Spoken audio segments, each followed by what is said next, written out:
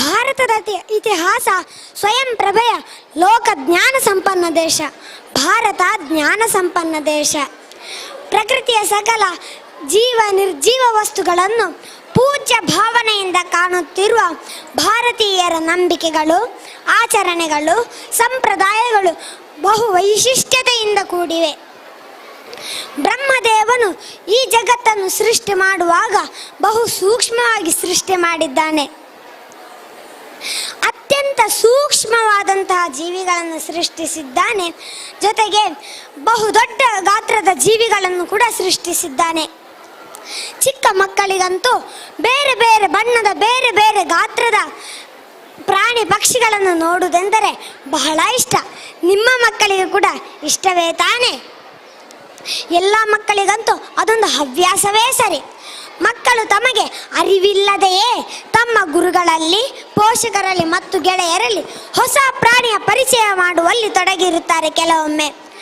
ಆದರೆ ಪೋಷಕರಿಗೋ ತನ್ನ ಮಗು ಇನ್ನೂ ಚಿಕ್ಕವನು, ಅವನಿಗೆ ಏನು ಅರ್ಥವಾಗಲಾರದು ಎಂಬ ಭಾವನೆ. ಆದರೆ ಇಲ್ಲೊಂದು ಆನಂದ ಭರಿತವಾದಂತಹ ಮನೆಯಲ್ಲಿ ತಾಯಿಯು ತನ್ನ ಮಗುವಿಗೆ ಹೊಸ ಪ್ರಾಣಿಯ ಪರಿಚಯ ಮಾಡಲು ತೊಡಗಿದರೆ ಅದೇ ಬುದ್ಧಿವಂತ ಮಗು ತನಗೆ ಇಷ್ಟವಾದಂತಹ ಆನೆಯನ್ನು ಹಾಡಿ ಹೊಗಳುವಂತಹ ದೃಶ್ಯ ಇದೀಗ ತಮ್ಮ ಮುಂದೆ.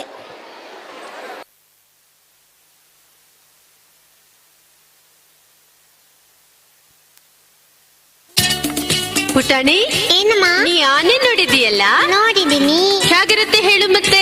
ಹೊಟ್ಟೆ ಇದೆಯಲ್ಲ, ಅದು ಲಾರಿ ಹಾಗಿರುತ್ತೆ. ಕಣ್ಣೆಲ್ಲ ಸಣ್ಣ ಸಣ್ಣ ಗೋಲಿ ಹಾಗಿರುತ್ತೆ. ನಿಂಗೆ ಇದೆಲ್ಲ ಹ್ಯಾಕ್ ಗೊತ್ತಾಯ್ತಪ್ಪ?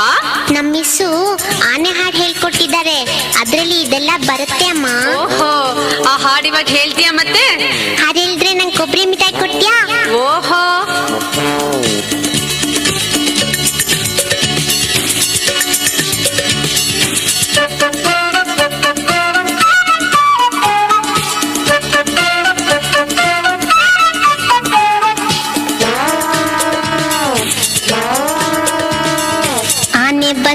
ಆನೆ ಬಂತು ಬನ್ನಿ ಎಲ್ಲಾರು, ಬುಟ್ಟಿ ತುಂಬ ಕಾಯಿ ಬೆಲ್ಲ ತನ್ನಿ ಎಲ್ಲಾರು. ಆನೆ ಬಂತು ಬನ್ನಿ ಎಲ್ಲಾರು, ಬುಟ್ಟಿ ತುಂಬ ಕಾಯಿ ಬೆಲ್ಲ ತನ್ನಿ ಎಲ್ಲಾರು.